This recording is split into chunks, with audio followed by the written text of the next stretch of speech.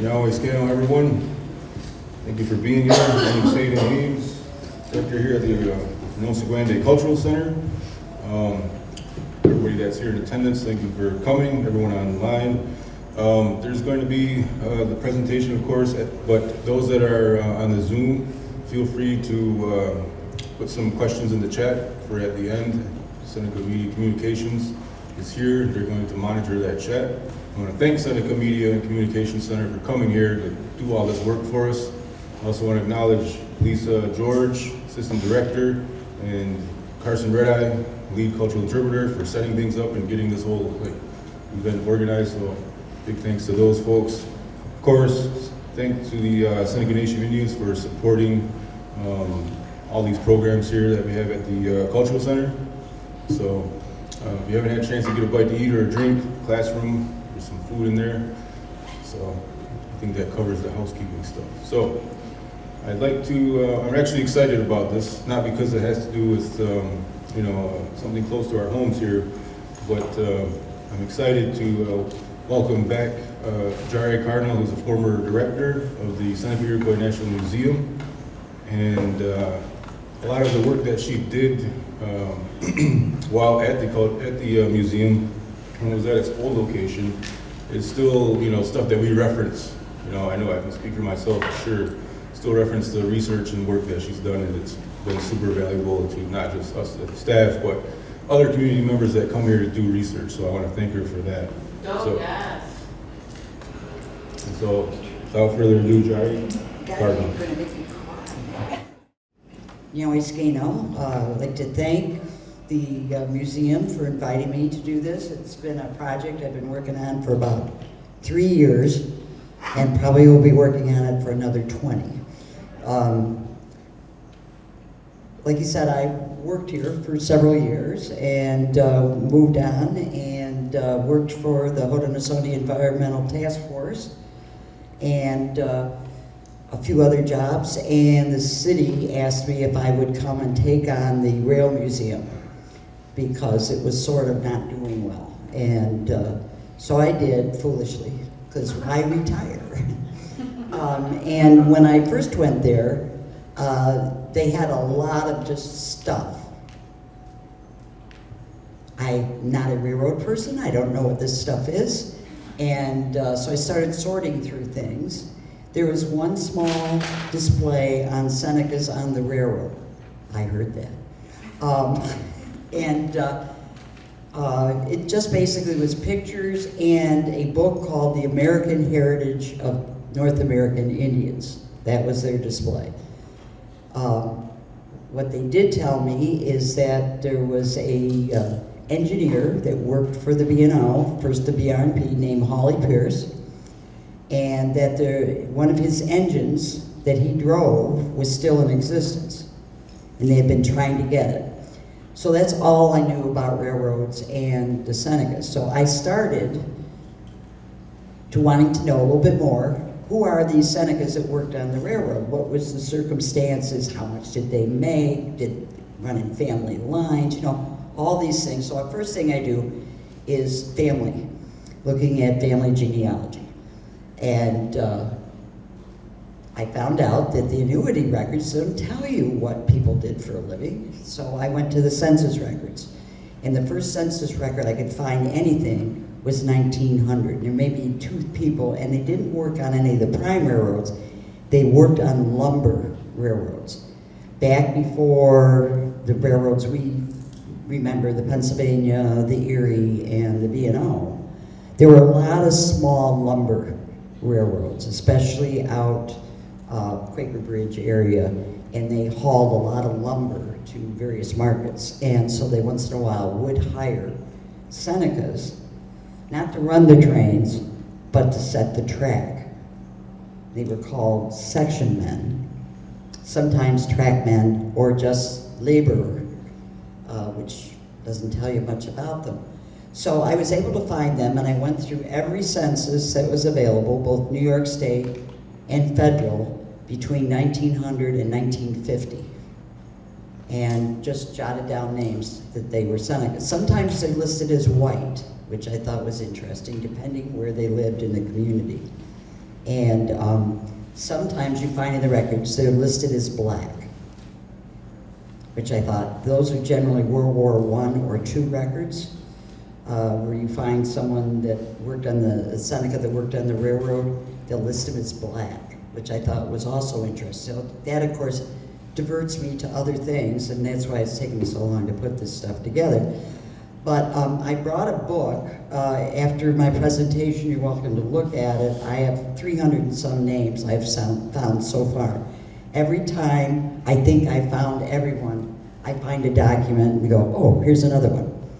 I told Hayden that the picture that he put for my talk said his name was Pat Jimerson. I can't find him anywhere in the records. Do you know who he was? Yeah. Did he have another name? He was our neighbor, Quaker. Did he go by Pat? Yeah. Darned if I can't find him. I'll look for you guys and check it out that way. But that's the way it goes. You find a little record here, you find a little something there. So I documented everything I could on the census records. Now I'm going through thousands and thousands of piles of unsorted, unfiled papers from the 3 railroads. And in there, I'm finding names of other Senecas or Hodinöhsö people that worked on the railroad. There are a few Cayugas that lived here that worked on the railroad, a couple Onondaga, but by and large, it's mainly Seneca. So that's what this is based on. I'll give you a very quick, as I go through, a very quick history of the railroads in Salamanca. That's not my thing. I'm not a person that's like, this date, this happened, that date, that happened. I like to see trends. And you'll be tested on all this information before you're allowed to leave tonight. Just to let you know. So, Elmer brought his notebook. We'll see about the rest of you. Okay, let's get going. I had to find the dirtiest picture I could find of railroads because steam railroads were horrible.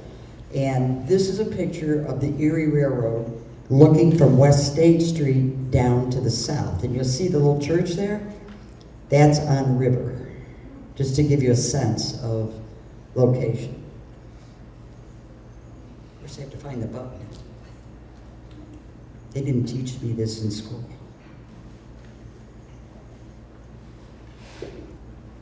I'll do it that way.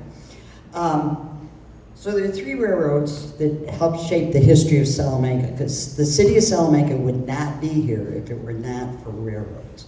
Salamanca, what we know now, was Hemlock Mills, and that wasn't even what the Senecas called it. It was a swamp. I tell other people, Native people are smart and logical. They don't settle in swamps. They settle elsewhere. It's the European, you're American, that always wants to change everything to fit their needs. But yeah, Salamanca was a swamp. It was mainly owned by a Jemison. Surprise. I think it was either her name was Nancy or Polly. And she lived over in what's the Kilbuck area. And her family settled there. So if you came here in the early 1800s, it'd be all Jemisons over by Kilbuck, Carlton, in that area. That was all their land. And I've often wondered if it's because when Mary J. came through here in the 1760s, that's where they stopped, the family stopped, was over there. Not any of the settlements along the Allegany that we're familiar with now, but over in what was called Tunaquan, where the creek meets the Allegany. You can't see it now from the roadway, but it's still over there. That was the main settlement area. So that's why the Jeffersons probably may have moved there after Sullivan's campaign in 1779, I should say invasion. So it was all swampy. But in the 1850s, because of the success of the Erie Canal, railroads were starting to develop and thought, oh, we can transport goods much more quickly by train than by canal. Not really, because the early trains didn't go very fast. But all these people got together to try and build railroads. The three that really impacted this area was the Pennsylvania Railroad, which was originally called the Western New York and Pennsylvania Railroad. The Erie Railroad and its predecessors, we'll talk a little bit about that, which became the Erie-Lackawanna, then the Conrail, and then now owned by Norfolk Southern, leased to the Western New York and Pennsylvania from the Southern Tier Expansion. This is all going to be on the test. Southern Tier Expansion Railroad Authority, which is basically a group, that was set up by New York State, represented by three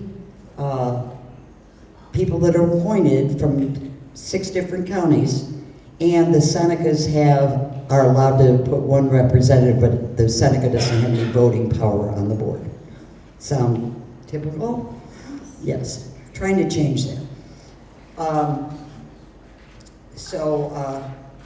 Now there's one train that goes through on the old Erie track once a week, but that's going to soon probably go down to nothing because the Western New York and Pennsylvania just closed down a major route between Falconer down to Meadville. The only reason they run one through us on the old Erie is they still have customers in Falconer. And finally, my personal favorite, the Buffalo, Rochester, and Pittsburgh Railway, which became the Baltimore and Ohio, then Chessie System, then Conrail, then CSX. They screwed everything up. Track is now operated by the Buffalo and Pittsburgh and still active. There's still trains that go through in what we know as East Salamanca. Got all that? You're not threatened by the information so far? It's very exciting, I know. I had to learn all this, you know. Okay, so we're going to start with the Pennsylvania Railroad. As I stated, it was originally called the Western New York and Pennsylvania, and it didn't come the Pennsylvania Railroad to 1900, which shocked me. I thought Pennsylvania Railroad went through, but no, this was a short line that went between Oil City, Warren, up to Salamanca, over to Olean.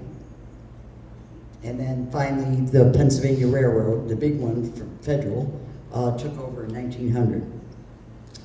Passenger service shut down in the mid-50s, continued operations for freight until the Kinzua era. And during Kinzua time, the federal government offered the 2 major railroads, that'd be Pennsylvania and the Erie, money to relocate. Pennsylvania took the money and then said, nope, don't want to, and didn't rebuild.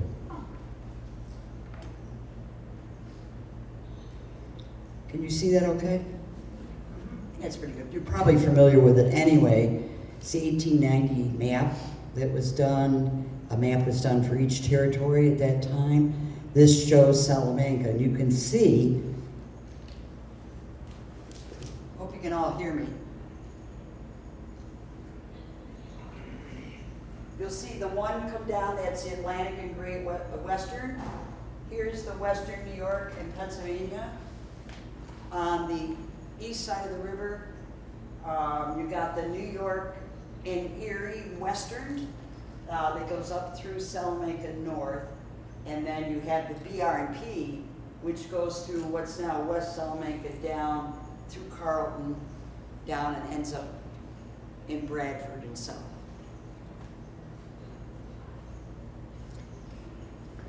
From what I can tell, Pennsylvania was the first large railroad in the area to hire Seneca men. And I have found 362 men so far who worked on the railroad. No ladies. There were women in Salamanca that worked on the railroad, but no Seneca women that I can find so far.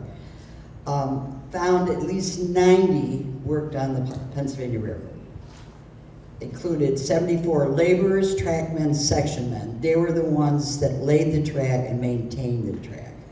Probably one of the worst jobs going. 4 firemen, they're the ones that kept the coal in the boiler of the steam engines. 4 brakemen, probably one of the most dangerous jobs. You had to jump across the top of the cars and turn the wheel to turn the brakes on. If the train went, oops, hit a bump, you may fall off and end up in between the cars, under the cars. There's great newspaper articles in the old Salamanca press about people that died on the railroad. Very descriptive. Crushed his head, legs was dangling off by this or that. And they always took the injured over to the drugstore on Main Street, Krieger's, where they did the autopsy to declare that person was dead. Well, obviously, but you know, they had to. So brakemen, not a cool job. And they say you could tell a railroad person by the number of fingers that were missing, because the brakemen also were the ones that got the cars together, and quite often your hand would end up in the coupler, which is the mechanism that holds the cars together. So if you were missing fingers, everyone knew you worked on the railroad. 3 telegraph operators, which I think is pretty cool, in that there were 3 Seneca telegraph operators. If you ever try to do a telegraph, you know it's not easy. You have to really be thinking and quick on your fingers, I will say. A conductor collects tickets. And 4 unknowns. I know they're Senecas, I know they lived, I just don't know what job they had, because they don't always list the job in the census records. Okay, sorry about the quality of this map, but it's the only one I could find. You can see the dark black line that goes up, that's the Western New York and Pennsylvania. The part that we're interested in, if you could see it, is over here. You see down from Titusville, goes up to Brockton, up to Buffalo. That's the part of the Western New York and Pennsylvania that we like. Here's a close-up. You can see sort of the red broken dotted line. That is the Western New York and Pennsylvania, came up, Corydon, Onaville, Wolf's Run, Quaker Bridge, Red House they don't have on that, got chopped off, and into West Salamanca. Here are the stations that were along that particular part that many elders remember. Red House, those pictures are from about 1913. We'll get back to that one picture in a minute.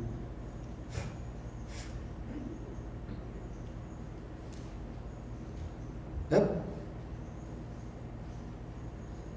The one in Onaville and the one in Quaker Bridge.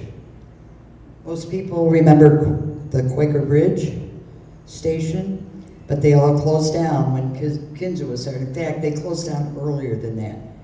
By the mid-1950s, a lot of the railroads on the Western New York and Pennsylvania were doing poorly, so they started closing them down. The Western New York and Pennsylvania came up through Salamanca, and that is a picture of the station that's in the southern part of the city, and a close-up of the station master's daughter and a friend. So that's now the Pennsy Trail. And if you go down South Main, between South Main and Summit, that's where the station was. I gotta get a picture to them. The trails people said they'd put a picture of the station on. Not a whole lot of work done there. Most of the product that was brought up were canned vegetables. Big thing was milk. And there was a milk processing plant at Quaker Bridge. That milk was shipped all the way down to Washington, D.C. Too bad we couldn't have thought of that as bribery of some sort during Kinzua times. You take away your milk supply. Now, few people know this. I find this extremely interesting. This is a outline, is that there was a spur that came off the main line, went up through Vets Park, over Hancock, down across to Grove Street, which was a railroad bed, down to the river, across it, to what was known as Patterson's Lumber.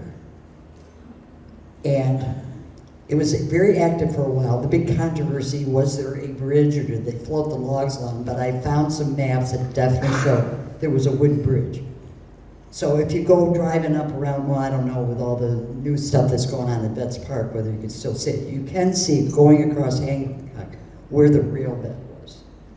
Goes behind Mike and Sue Zabrowski's house, over to Grove and down. Now, Robert Dean and I have this big idea, if we ever can walk, to go down there and see if we can find where the bridge was. We'll be sure and take film when we're going there, bus falling and rolling into the river and other things. So that's so I just want you to know that it was there.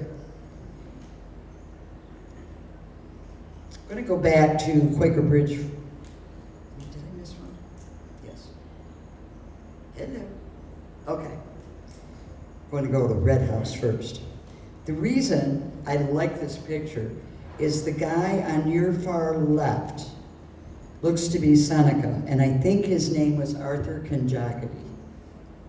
I can't find any other picture yet of Arthur Kinzua, but he was someone that started off, I'll work at the railroad. He started out as a telegrapher. He went on to become the station agent, and then became what they called the contract agent. And he was there at Red House doing that till it closed down in 1933. So he had a pretty important job. When he started working, he was a man by the name of James Rosenberry. Grew up in Red House, always worked on the railroad, also worked as a farmer. And his grandson sent me about 3 months ago some items he found of his great-grandfather, James Rosenberry. And in it were some references to Arthur Kinzua. I haven't had a chance to really look through it, but I thought, here's a cool connection. Unfortunately, James Rosenberry, talk about the irony of it all, died in 1941 when he was the station agent at Red House and was hit by a freight train. It was a wintry day. He was crossing and there were bushes and other things and he didn't see the freight train coming. So it broadsided him, threw him out of the car, and there's great description in the newspaper of what his body looked like. Killed his wife and his wife's friend, who were didn't get thrown from the car, but were still in the car, and the freight train dragged it. So, yeah. So anyway, so that's my new thing. I got to find out more about Arthur Kinzua. See if I can find a picture. If you haven't, I got to connect with a couple of Kinzuas and see if they might have pictures of what he looked like. Because he was pretty amazing for the late 1800s, early 1900s, that a Seneca has that important of a job on the railroad. Because railroads were not noted for hiring minorities, I'll say. I'll put it that way. Okay, so now we're back to Quaker Bridge, and I don't know if you've read them, but I've read all of Steve Gordon's books. And the reason I like them is the storytelling he does. You can get caught up. I know people that do research and do family trees and everything, you're putting all these pieces together. They don't seem real. They don't often give you an environment in which to understand who were the people that worked on the railroad, what it was like. So I've been reading his books, and sort of settles you down back to reality. And so if you haven't read them, I would recommend. I believe they're in the bookstore. How's that for a promo? But they're well worth the read. I wish he had written some more. But we do have other sources, and this one I'm going to read. This is where you can take your nap now, or go for extra food. This woman, whose name was Anna Waters. She's never married. She worked on the Pennsylvania for 33 years until they closed down from the Kinzua Dam. So she wrote down her recollections of working for the railroad. And so this will give you an idea of what life was like on the railroad, especially along the Pennsylvania, over by Quaker Bridge and Red House. The block stations, that's what they call those railroad stations, in those days were not over 12 or 15 miles apart, and they had 3 shifts or tricks. You worked from 7 a.m. to 3 p.m., 3 p.m. to 11, or 11 p.m. to 7 a.m. The duties of the block operator was taking orders from the dispatcher, blocking with other operators in adjoining stations, recording trains, in general, keeping them moving. The agent kept the books, handled the freight and express, sold tickets, in some rural towns, carried the mail, and in general had charge of the station. Their wages were, of course, much higher than the other 2 tricks, yet the second trick man did as much work in the same hours. How's that for equality? The wages were around $40 to $50 a month. The trains ran in sections, displaying a white flag. The orders were known as I-9s. That is particularly because you're going to have to write an essay on that in the test. The section trains were the northbounds. They carried the loads. So if you had something you had to go north, they went north on those trains. The southbound trains were all empties. 4 passenger trains, 2 in the morning and 2 in the evening. 2 locals tying up in Kinzua, those from Warren tied up in Oil Creek. I like the fact they say tied up like they're on a horse. But in some stations in the rural district, train time was an important event. It seems as if everyone, young and old, turned out. That's why I like this picture. It's train time in Quaker Bridge. The platform would be swarming with a milling crowd, making it almost impossible to get through with the station truck. Then after the train pulled out, everyone vanished, almost like magic, like the blue smoke from the little old super heaters. So it was the big event. After the 1921 Depression, the railroad began to slacken. Train after train was pulled off.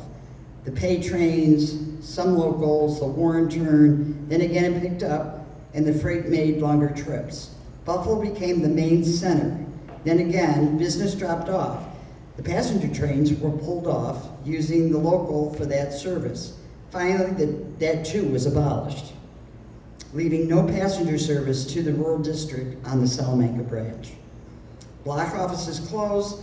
Finally, from time to time, the depots were torn down. Freight merged under one station agent.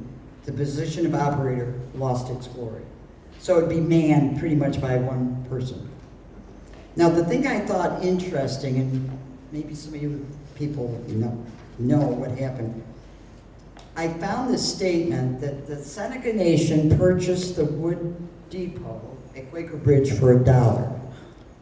It later became an annex of one of the churches on the territory. Has anyone heard that? Bruce, did your mom ever say anything like that? No. I've never heard that before. I don't know if it's true or not. But the Pennsylvania received $250,000 in damages for Kinzua. And so they got the $250,000 for 28 and a half miles of track that lay between Salamanca and a point about a half mile below the Kinzua Dam. At that point, it was expected that freight service between Olean and Salamanca would continue, but instead, the Pennsylvania Railroad decided, nope, don't want to.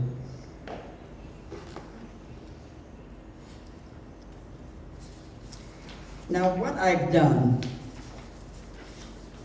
this is just my first thought was I'm going to do baseball cards, trading cards. And I'm going to make and laminate them and put information about various people that worked on the railroad. And that was sort of the beginning of this. I haven't gotten to it yet. I think I'm going to instead do it on a computer, have a kiosk, so when you come into the Rail Museum, you can go and touch screen, either by job or by name. You can find out about your family member or others that worked on the railroad. I think that's more efficient. Only because I can't use a laminating machine, I found out. Not good at, not one of my skills. So I was going to force Sue Gray to do it, but I got to get that stuff over. But this is the fascinating part to me. Like I said, I have a book over there that you're all welcome to look at that I've done sort of mini family tree things of the people that Senecas that worked on the railroad. This is taken from that. Most of these pictures I got from Ancestry.com, Kathy Jimerson. She somehow finds all these pictures. And so I've been using them pretty much good quality, once in a while not so bad, you know, not so good depending on the resource. So I'm hoping to get better pictures, find others, hopefully families have some to be willing to let me copy so we can keep that on track. So these are just a few.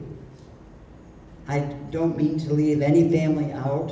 They're all to me very interesting, and but these I picked out just at random. First is Sherman Redeye. He's born about 1893, he lived in 1954. He worked on the Pennsylvania Railroad from 1915 to 1930. So it's a pretty good number of years. One of my favorite guys, Philander Shango. It's supposed to be 1872. He did not go back in time. Just seeing if anyone's awake. He was a fireman, so he's the one that stoked the fires for the steam locomotives. He worked on the railroad from 1904 at least till 1937 when he died. But he was also a member of the band. And he played on the Pennsylvania Railroad Band. He skipped over and played on the B&O band. Not to mention, I think he was probably in the Hogue band also. But then Oscar Nephew, another favorite of mine. I worked on the railroad from 1915 to 1920. The one thing I've noticed in a lot of the pictures that Kathy was able to capture and copy, how many people played baseball. And I'd love to do an exhibit and a little story on the men who played sports, especially baseball. Because in Quaker Bridge, Red House, there were teams galore, quite competitive. And that's where most of the pictures were taken. So it would be a nice little. And then, I put my glasses on. Ulysses print-up. Ulysses Grant print-up. I wonder who he was named after. Who was a brakeman. As far as I know, he didn't lose any hand or finger parts that I can tell. Moving on. Some of these names you may recognize. Levi Snow worked on the railroad from 1917 to 1950. Sidney Ray. I lived quite a while with Boots Watt. That's her dad. Clarence Watt. Which I didn't know he worked on the railroad, but there he is, again in his baseball outfit. And Edison Krause. I think he went to Carlisle. And that's all in the book too. I've been downloading the records of Senecas that worked on the railroad that went to Carlisle. And I was interested to see if they had better jobs than those railroad workers who didn't go to Carlisle or other schools. I haven't come to any conclusions yet, but that's I'm looking into. Then the obligatory,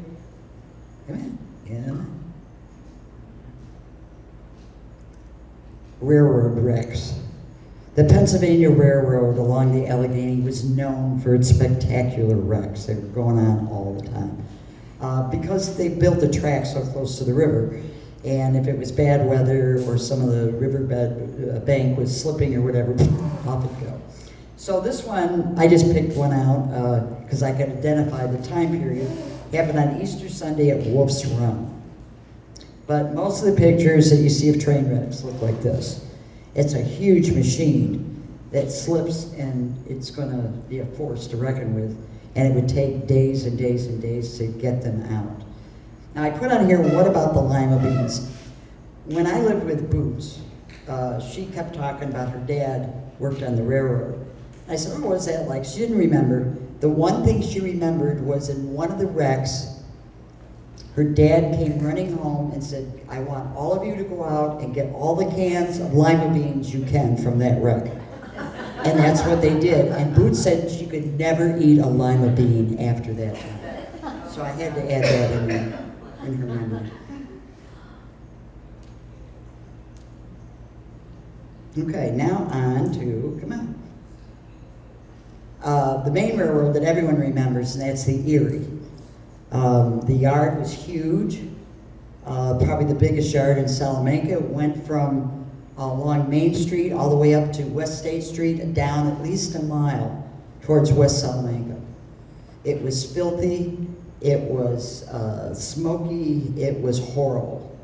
And, but it stayed in service much later than the Pennsylvania did. And so this is the brick building that was burned a few years ago that most people remember. I get a lot of people at the Railroad Museum that say, oh yeah, I remember coming here on the train from Erie to Olean back. I said, no, you couldn't have, because the station that's now the Rail Museum closed as a station in 1932. It must have, no, it was definitely this one. So I'm just going to change the story, and yeah, you stopped here back then. So this is the Erie. Okay, this is my favorite story. Who are these people, and why should we care who they are? Okay, anyone recognize anybody? Very important people. This shows you how railroads started and some of the politics behind it. So in the 1850s, I said before, after the success of the canal, people in Ohio and Pennsylvania wanted to build railroads because they figured it was a more efficient system to do freight work. But in the pre-Civil War days, you couldn't cross over state lines if you had a train. You had to stop, unload, and it was transferred to a train that ran in that state, and then on and on. It was not efficient. And plus the gauges, which is the width of the track, weren't always the same. So you may have a train that's over 4 feet, which is standard gauge, and you were hooking up with a train that had a 6-foot wide gauge. You're not going to move that stuff without unloading. In fact, during the Civil War, the South and the North had different gauges. So that's why it was difficult. If the Union captured a Confederate train, which they probably didn't find much anyway, they couldn't just automatically hook it up to their Union system because it was a different gauge. Same with the Confederates. If they got a Union train, they couldn't just move it easily.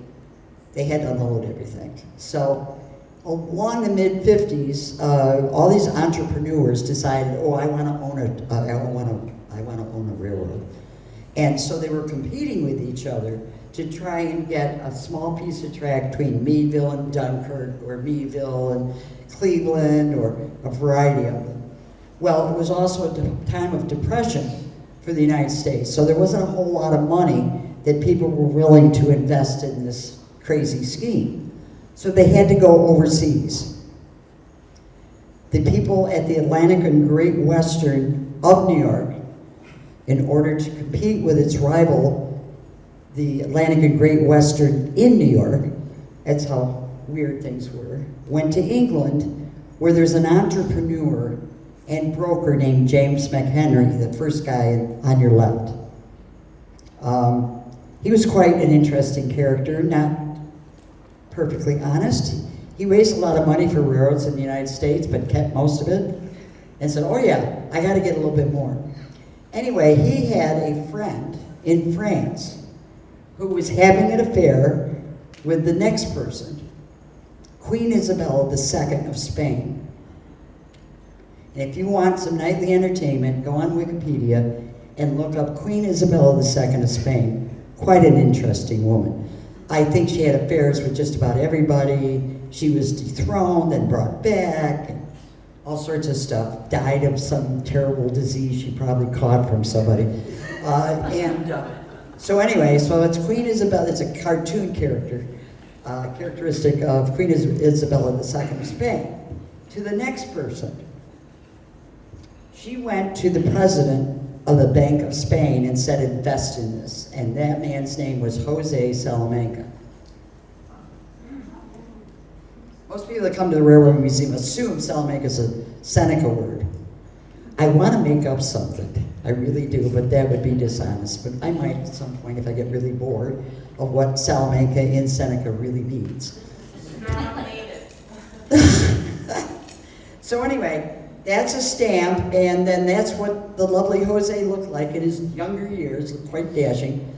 So he invested the money in the Atlantic and Great Western, and that's how they were able to build the track from Meadville up to what was then known as Bucktooth. And then it went from Bucktooth up to Dunkirk. Now, when the railroad was ready to open, they invited James McHenry to come cut the ribbon, which he did in Bucktooth, cut the ribbon and said, welcome to Salamanca. No one knew what the heck he was talking about, because that was Bucktooth. They figured, oh, it must be someplace else. What we know as Salamanca was Hemlock Mills. That's the way the post office and everyone else knew it as until this great Atlantic and Great Western came through. So those are the three people. You'll have nightmares about them, I know. This is Salamanca in 1869, or what was then Salamanca, the west part. You can see on there, the bottom track is should be the Atlantic Great Western. Then there's a middle track that is, no, that's the Atlantic and Great Western. And then there's a track that sort of goes up and follows what's now Little Valley Road. That was the New York, Erie, and Western. They melded together after a while to become the Erie Railroad. But you'll notice, I think is interesting, Main Street is now Washington Street. But it was Main Street back in 1869. You can see, and there's still a very open space just as you get to the crossing, just to your west. If you look across the track, you'll see an open space. That's where the round table was, where they used to turn the trains around. What's now the place where you dump all your recyclables and large disposable items was a packing factory. It was a stockyard, because part of the job of the Atlantic and Great Western was transporting beef, cows, pigs, chickens, other livestock along to the east from the west and vice versa. So that gives you an idea of West Salamanca.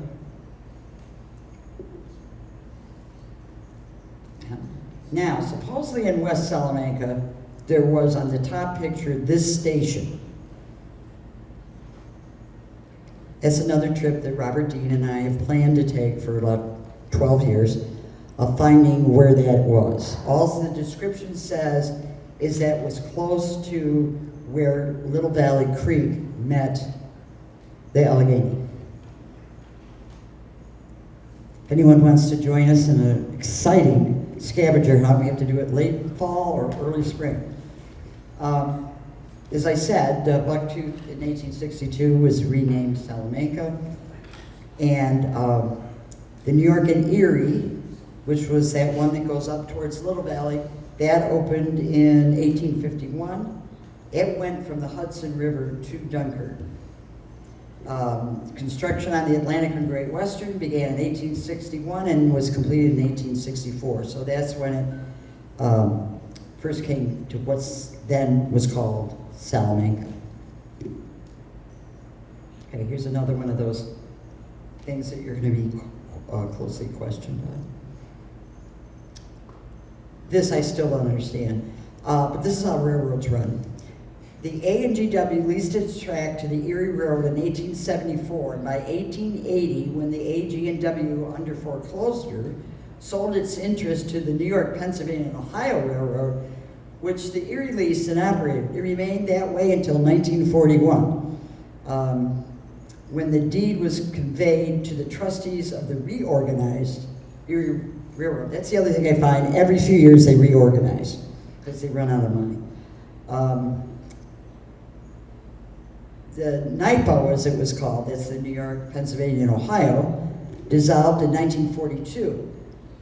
From 1960 to 72, the railroad ran as the Erie-Lackawanna, which a lot of people that are alive today remember the train that went through was the Erie-Lackawanna. From 1976 to 99, ran as part of the Conrail system. Conrail was a consolidated railroad where all the railroads were starting to really go under. So the government stepped in and created Conrail. Some say one of the worst managed railroads ever existed. So then that sort of went belly up in 1999. And today, it's part of the Norfolk Southern line. You know, that railroad that dumped the stuff in Ohio? Makes you feel safe, huh? They own the track, they own the line, but they lease it out to this New York, or the Southern Tier Extension Railroad Authority, who leases it out to the new and improved Western New York and Pennsylvania that you see going through once a week. As time changed and things consolidated, this is now what's called Salamanca, but then was not Salamanca. And it shows you, again, the first, you see where the river, shoot, this is sensitive when I don't want it to be. There you go. You see where the river is. That is River Street, the closest road. Then you see the railroad. That is, was the Atlantic and Great Western, and the New York and Erie. They sort of shared tracks. The BR&P hasn't come through that way yet. You see where the roundhouse and all that. There's no Atlantic Street at this point. There were a few houses, you see pictures of them, but no formal thing. Where the Rail Museum now is, use my handy dandy point. See where it says Senior and Nelson? Right up there, just north of the track. That's where the current Rail Museum is.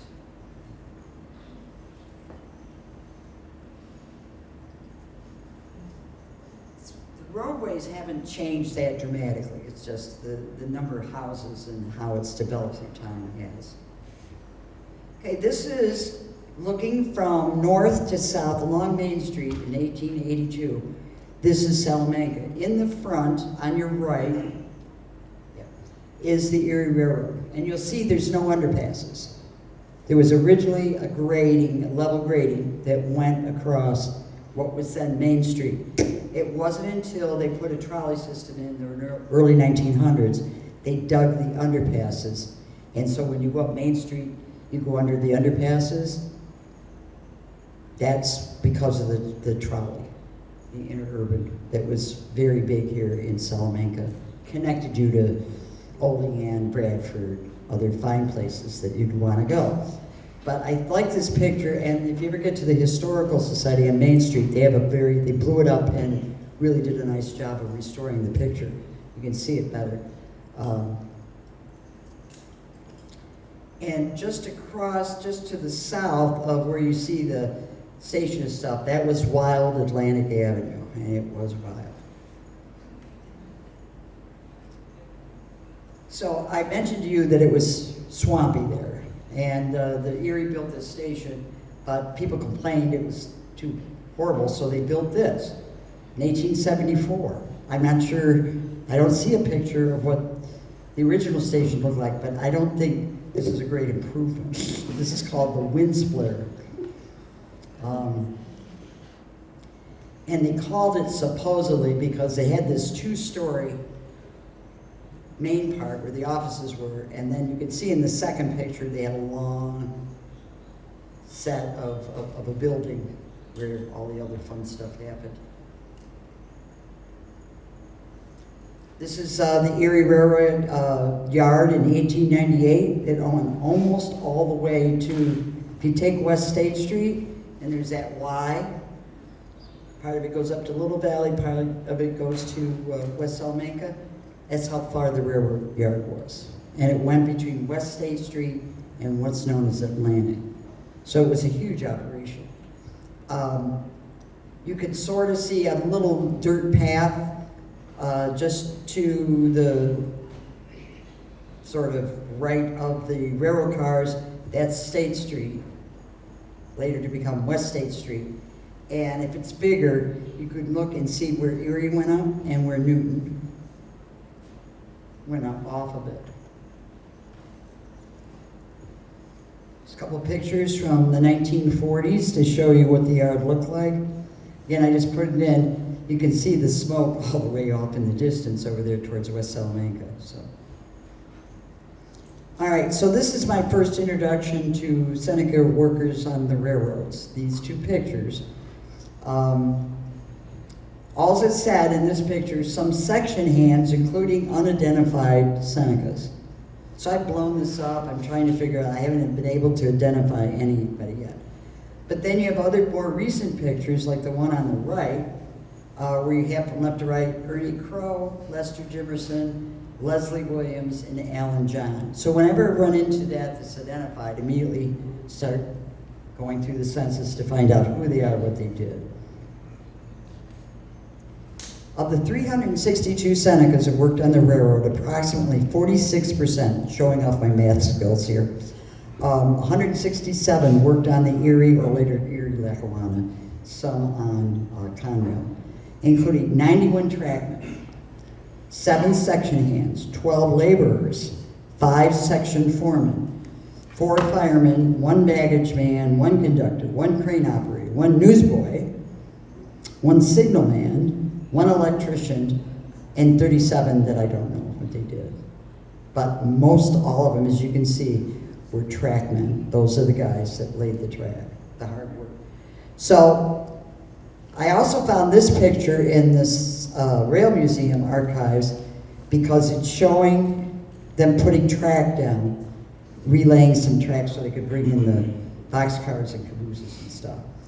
So according to this article, it's through the efforts of Councilor Elmer John that they were able to do this. To the second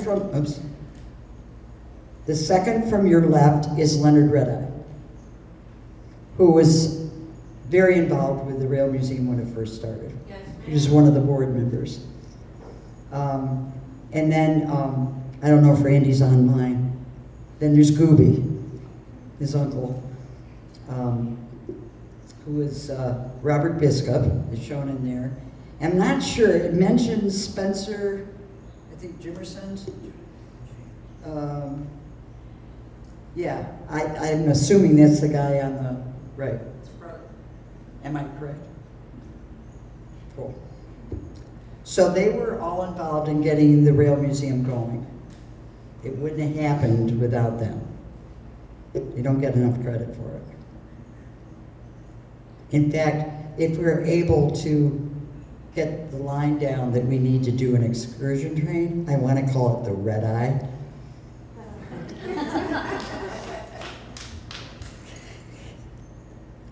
Okay, I take that as approval. I'll keep fighting those up. Why do you want to name the Red Eye? Well, I think it's sort of humorous to have a red eye train, but also for all that Leonard did, he stuck with that to make sure it was up and running and ran properly, and plus all the red eyes that I know, and all the red eyes that have been involved in railroad history. I think it would be cool to do that. Then you have your Elmer Jones, Leonard Redeye, Stuart Redeye. That's a very young picture of Leonard. Stuart Redeye and James Gordon. Those were identified. And then this article, which it has, I think, the guy in the middle is Leonard, and I think the guy on the right is Arthur, Johnny John.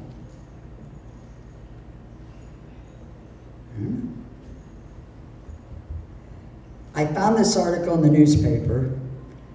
It's from World War II, and Seneca Indians helped smooth the way for Erie war trains. Basically, they were upgrading and keeping the trains under repair. because the Erie Station was a major stop for troops that were going from east to west in the Army and other armed forces. So that's why everyone went, oh yeah, I stopped there one. But this is a crew of 20. They don't name them, unfortunately, but they were working on the track. And then in the inset is liaison. They featured him. I think they call him Chief of all Senecas. It's interesting when you read newspapers to see how they describe Senecas. They're always chiefs. All right, so just to look at a couple that I have in the book, James George, who also served as president. The other thing, if you're looking up family members, if you go to the World War II draft registration cards, it'll give you height, weight, color of eyes, hair, and if there's any scars. It's always fun. William Biscup, who was a brakeman. Ernest Krause, a conductor.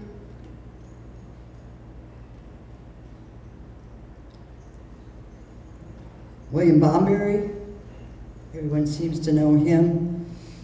He was George Heron's grandfather or uncle, I think, I can't remember, but the Bomberrys adopted a lot of children. Amos Johnny Judd, section hand, and of course Arthur. Lafayette John, I don't know him. I mean, I haven't heard the name. Trackman. I have to put Ralph in there because whenever I do a research project, and I talked to Ralph when he was here, and he said, oh yeah, I did that. So I found out he worked on the railroad. I had to put him in here just because I feel like, I wish he were around so I could talk to him about it. But and Linus Jimerson was a trackman. Like I said, this is just a sampling, very small sampling of what's available. Lindsay Dowdy was a section hand. Paul Jones, whose father worked on the railroad. His son Tim worked on the railroad.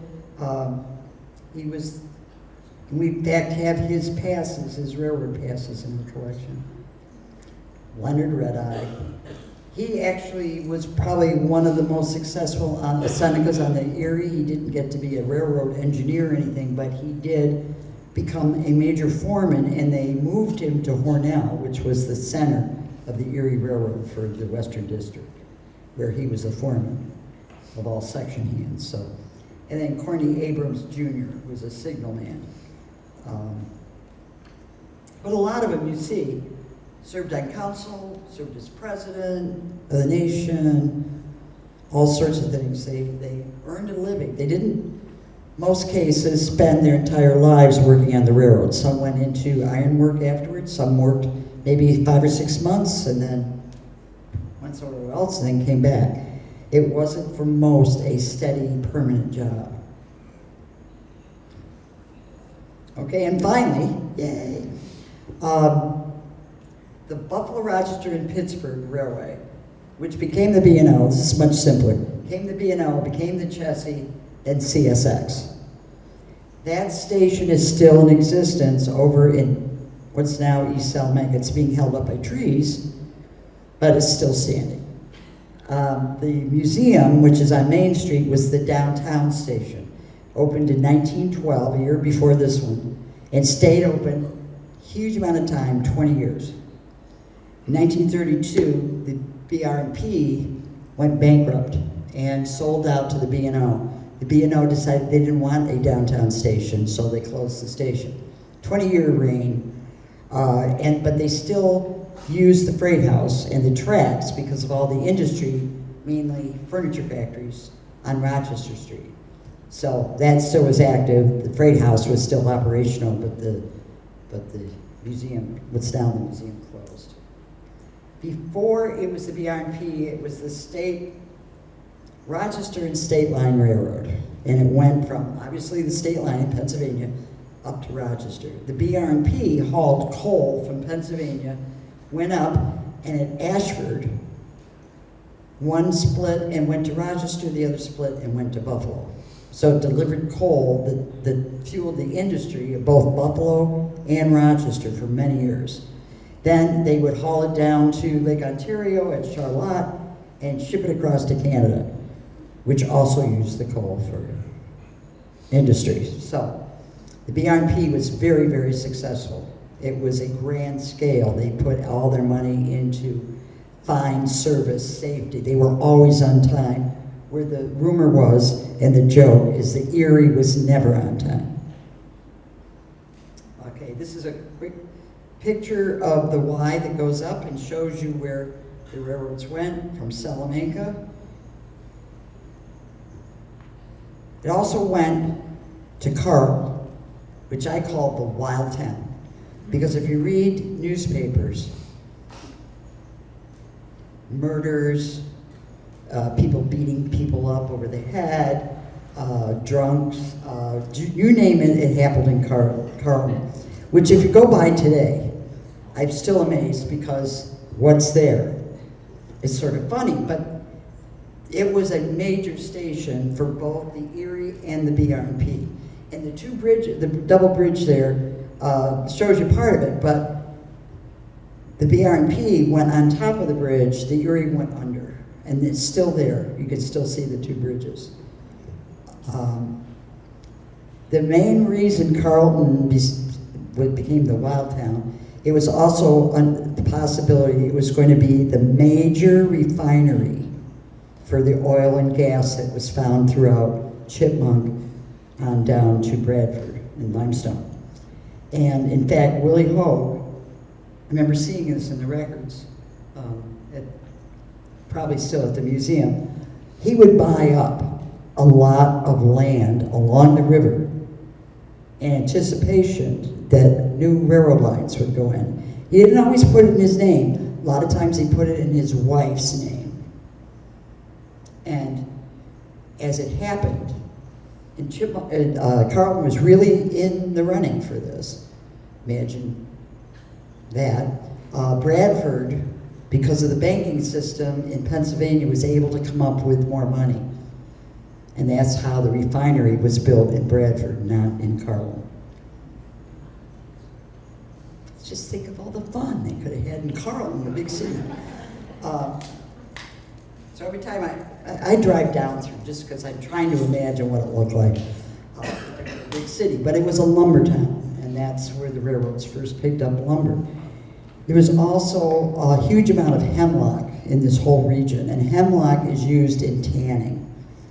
So if you ever look at the record, you'll see that this person or that person worked in a chemical plant. That's a tanning factory.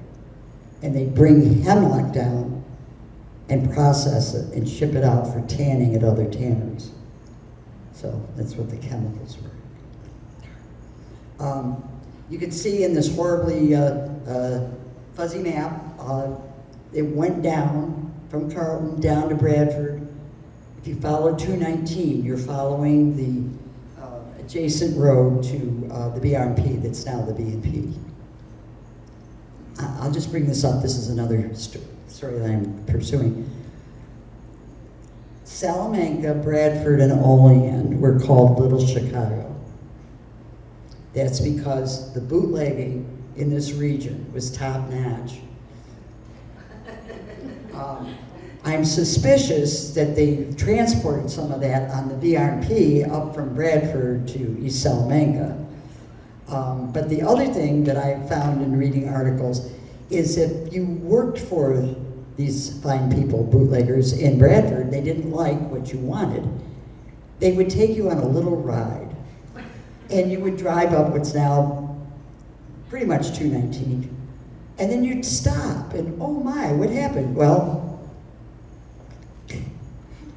but they didn't dump the bodies there. They brought them to Salamanca, and they dumped the bodies along East State Street. So now when I drive East State Street, I imagine all this stuff going on. Because you find tons of newspaper articles saying another body riddled with bullets was found at 673 East State Street. Police are questioning what might have happened. The most famous is over on Columbia, which is over where the East Salamanca station is. A volunteer at the museum said that when his father worked on the railroad, and when his father was on his deathbed, he pulled this volunteer down and said, "I have a confession to make." And I'm like, ooh. He said, "I was there when they shot Dante Conti, who was murdered, riddled bullets, but they just pushed him over the bed into the BRP, and he was no longer. He had come to find out he had been involved with the bootleggers, so you don't mess with them. But then we had to go to a meeting at the city hall, and there's Dante, or whatever his first name, Dominic Conte, a big sign honoring him, and I'm like, well, that's his nephew. That's all I was saying. But so I had to bring that up at the meeting as such.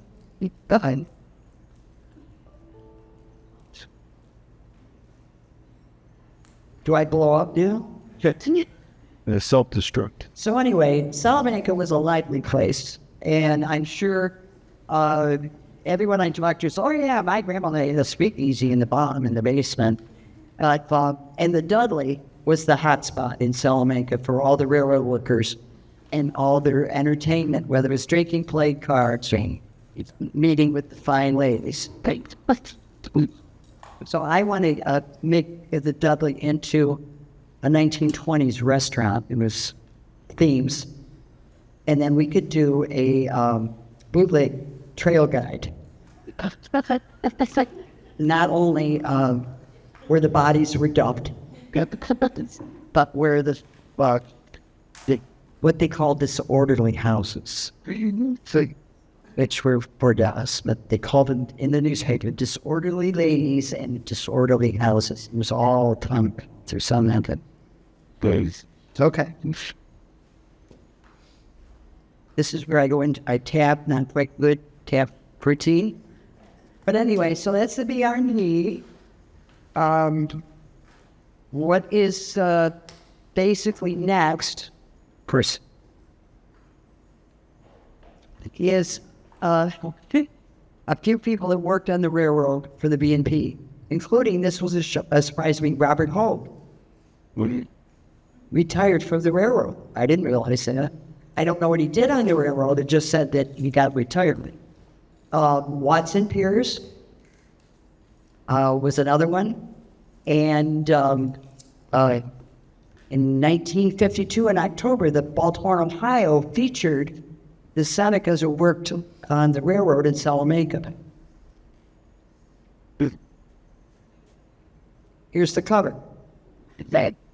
I won't say they did a great job in portraying the Senecas. It was all very much stereotypic of everyone's a chief, and there were 8 engineers, which is amazing, because none of the railroads hired any Senecas to be engineers. This was. So these are some of the inside pictures. You see, here's another one I wanted to ask you guys if you know who he is. So Glenn Jimerson is throwing the snow snake.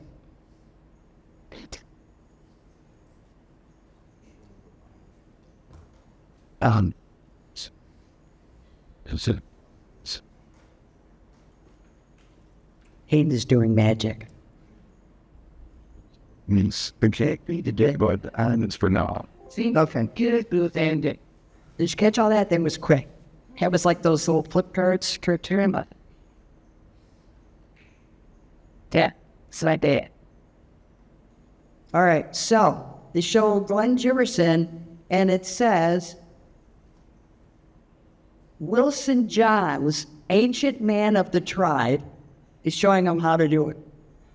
Does anyone recognize that name? He's on your left, the older gentleman. I have no idea who he is, but ancient, see how they wrote these things? Then you have Burl Cross Jr., the young man, and his father, who was also an engineer. Notice how they have to have him doing a bow and arrow. And finally, they have the ladies.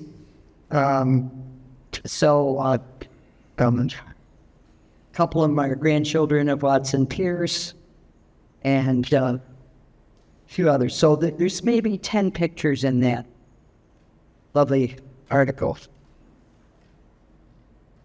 Okay, just a few more. Okay, so here we're taking a look at a few Senecas that worked for the BNP and B&O. Glenn T. Jarrison, who was a fireman. Howard Redeye. I'd love to know more about Howard Redeye. There's very little about it. Don't touch the computer. He grew up in Carleton, but he is institutionalized at the Machias County home by 1930, could have been as early as 1920. I don't know if he was injured. Whatever. His wife and his children are still listed in the census records, but not with Schroeder. Who was he fighting? Who was it white? I'll have to look in Mrs. Redeye. Okay. I mentioned Bob Roll. Rocross Sr., Russell Shango. I don't know if anyone knew Russ Shango. Unfortunately died in an auto accident. I don't know, well, he was an engineer. But Mark Simcox, there's some great stories of Mark Simcox, engineer, get into here. His brother Claire,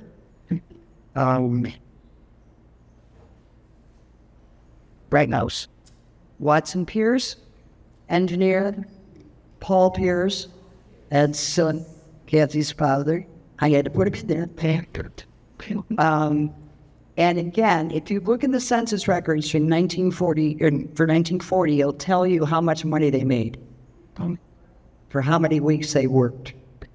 So it's a good way to get a gauge on how they were doing. So, and same in 1950, if you're one of the chosen few I was a big disappointed person from the 1950 census. I was expecting all this information. You don't get much. And then Paul was 6'1", 160 pounds, brown eyes, black hair, dark complexion. Get all that from the World War II draft registration card. Okay, you ready for the next one? This all leads up to my guy, Hawley Pierce. He's important to the Senecas, to Salamanca, to the railroad. He's a fascinating guy. He went to Carlisle. He was famous. He and his brother Bemis were famous for their football skills. They supposedly helped develop the forward pass. They never get credit for it. But they were there before Jim Thorpe. Everyone says Jim Thorpe. I say Hawley and Bemis because they were spectacular players. They were well known. Bemis stayed in football and coached at Carlisle for a while and ended up in, I think, Riverside, California, coaching the major team. After they played football, come back, Hawley, come back. They played professionally. Hawley played for a little bit with the Canton Bulldogs. I believe he and Bemis are in the Hall of Fame there. I got to stop sometime when I'm out there. And I think it's amazing. He kicked a 50-yard field goal. A lot of records on him on Carlisle. We have a full file of Hawley from when he worked from the BRP in Vietnam. Nothing's good. Everyone makes mistakes. I see you can lie. But the important part, B&O, or BRP at that point, hired him as a fireman in 1907. And in 1914, made him a full engineer. And he is the first Native American engineer in the United States or Cuba. So that's something that really, I think, first. He was the first person to spit in the river, that's like that. But this is a major accomplishment. He married Lorenza Armstrong, who went to Haskell. No, she went to, pardon? She went to school at Philadelphia. Yeah, that was Haskell. Is it? Yeah, it was the Haskell. Then Haskell moved to Virginia, but originally it's Yeah.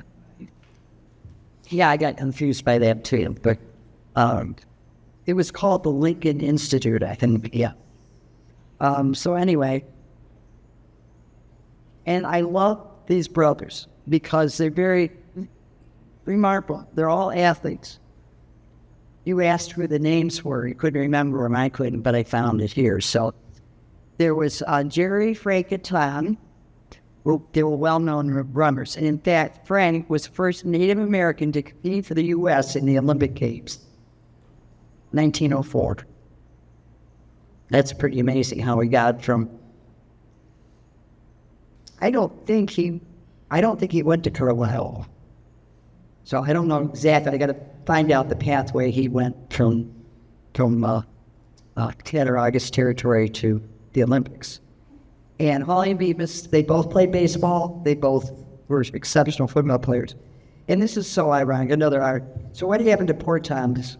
He was hit by a train and died up in Cattaraugus territory. So I often wondered if the family thought of all of that. Sarah, do this. Oh, yeah, well, yeah, I didn't go into the conditions. About this thing. Yeah. So, it's an important family. Sports-wise, they survived or took advantage of their education at Carlisle, as likely as it was. But Holly got a boiler helper certificate. You didn't earn a degree, you earned certificates. And that's how he came back up here. He got married to Lorenzo. They came back up here, and that's how the BNP found out about him and put him as a fireman. Okay. Next. So this one thing I got to get done. This is engine 152. It's the last Buffalo, Rochester, and Pittsburgh engine still in existence. There was one about 5-6 years ago down in Cuba, hauling stuff around in pineapple plantations, but that's been decommissioned and I think sold for scrap. So this is the only one left. This is a picture of what it was in action. It was a short line, wasn't a huge locomotive. It was mainly a yard engine between Buffalo and Salamanca. And this is what looks like today. It's in a place called Sugar Creek, also known as the community with the largest cuckoo clock. But it is where the Age of Steam roundhouse is, and they have bought up all these old steam engines. So the guy that owned it, that lived up here, because no one here wanted to buy it, he sold it to the Age of Steam, and it's down there. It's in parts. They have no plans to restore it because it's so much use. So why do we care? Besides, it's a BRP. Holly drove this. This was his engine. So, if you want to come with me some night, we'll take a small unmarked vehicle to go to Sugar Creek. We'll stop and see the biggest cuckoo clock in the world. And then we'll sneak over and we'll kidnap the engine. Trying to get it back up here. We have to have a space committed and build a barn to store it in. If you go through Allegany, you see the fire truck sort of like that. And then we want to commission a statue of Hulk standing by his engine. So, look on Facebook, and I'll give you a code word. We'll feed up and we'll take a train. But that's one of our goals, is to be able to do that. It belongs in Salamanca. It belongs here. Then I can go out and talk to Holly and ask him questions of what really happened in that small little wreck. Okay, so, well, it's supposed to be a picture of the Rail Museum. So imagine what you will in your mind. So what's next? Well, I told you about Foley bringing his engine back. I am committed, and I'm going to be working at this point with the Salamanca Whiz Kids computer science people, high school, to create a program and get a kiosk so that we could put all this information not only on the Senecas, but other railroad workers, which I've also been doing biographies on them, because I'm nuts. It's very relaxing, really, at 3 in the morning when you can't sleep. And put that on the kiosk so people could know who these people are. I'm working on, I just have to get a good full size picture. I want to make one of those cutout things, full size. Put a couple in the museum so that people will take notice, because when you're hidden in a case, you're not always seen. So they will be doing nice things. They won't be doing weird things at the museum. But that's the plan, and we're hoping that we will be able to have some sort of excursion train between here and Buffalo. I'm not sure what track it will be on. We're working on that now. And then rumor has it we'll also go to Jamestown.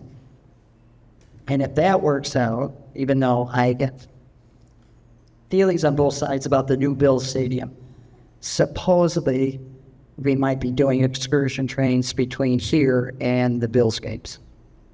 Of course, nobody will be able to afford the tickets. I'm sure the curse will still be there. But anyway, that's the plan. So if you're ever in the area, on the other side of the tracks, definitely on the other side of the tracks, where they find where their cameras, what really goes on in Salamanca at about midnight to 6. It's quite some interesting things happening in that area. Come on down. We're open Tuesday, Thursdays, and Saturdays from noon to 4. And you also, if you have any questions, I will have my handy book with me. I can show you that. And I'm leaving with Aiden a access program that has all the people that I found, what years they worked on the railroad, what clan they were, who they married, that type of thing, because it's all part of a person's life and it's important. So thank you for your patience. I would give you a break, but I know how that is. So I hope you have your number 2 pencils ready. You don't think I'm serious? Elmer's sweating, but I have my notes. So you have any questions? I suppose I should ask then. Yes. I was wondering, was there any health effects that you have of the like railway pollution and stuff like that? Like you're saying, you know what? Yeah, well, it's still around. I get soot in the rail museum all the time. You could complain one day, and the next day there's a pile of it. It was some filthy, dirty industry. I found one series of records of a lady who had to move to Kansas City, which I wouldn't think was the cleanest environment, because of her health, because of breathing problems. So it was not a good environment. Now, they're called brownfields, the area especially, but anywhere there's a railroad, there's track, is a brownfield, because the ties are dipped in creosote to protect them so they last longer, and it's horrible. It all seeps into the ground. Now, the council member asked me, and I've not gotten a good answer, aren't the railroads responsible for cleaning that up? So, yeah. They should be. No one wants to be accountable to that. So you'll see ties everywhere because you can't sell them, you can't reuse them. They just sort of are there. You could bury them, but that just pollutes the ground. So I'm going to keep pushing on them to find out. They should be responsible.